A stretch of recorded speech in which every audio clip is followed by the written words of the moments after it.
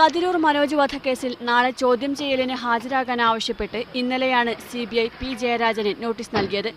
ചോദ്യം ചെയ്യലിന് ഹാജരായാൽ അറസ്റ്റുണ്ടായേക്കുമെന്ന അഭ്യൂഹങ്ങൾക്കിടയിലാണ് മുൻകൂർ ജാമ്യം തേടി ജയരാജൻ കോടതിയെ സമീപിച്ചത്.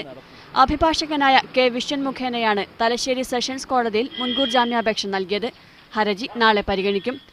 ജയരാജന് ജാമ്യം നൽകുന്നത് സംബന്ധിച്ച് സിബിഐയുടെ നിലപാട് കോടതി നാളെ ആരായാനാണ് സാധ്യത. കോടതി വിധി അറിഞ്ഞതിന് ശേഷമായിരിക്കും സിബിഐക്ക് മുമ്പിൽ ഹാജരാകുന്നത് സംബന്ധിച്ച് ജയരാജൻ അന്തിമ തീരുമാനമെടുക്കുക.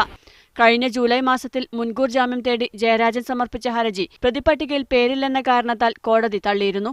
എന്നാൽ സിബിഐ കൂടുതൽ തെളിവുകൾ കണ്ടെത്തി അറസ്റ്റ് ചെയ്യാനുള്ള സാധ്യത പാർട്ടി നേതൃത്വം തള്ളിക്കളയുന്നില്ല.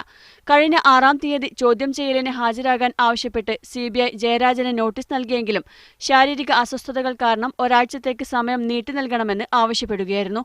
ഇത് പരിഗണിച്ച സിബിഐ നാളെ ചോദ്യം ചെയ്യലിന് ഹാജരാകാൻ ജയരാജന് വീണ്ടും നിർദ്ദേശം നൽകി. നാളെ ജയരാജൻ ചോദ്യം ചെയ്യലിന് ഹാജരായില്ലെങ്കിൽ അറസ്റ്റിനുള്ള സാധ്യതയും സിബിഐ കേന്ദ്രങ്ങൾ തള്ളിക്കളയുന്നില്ല. മീഡിയ 1 കണ്ണൂർ.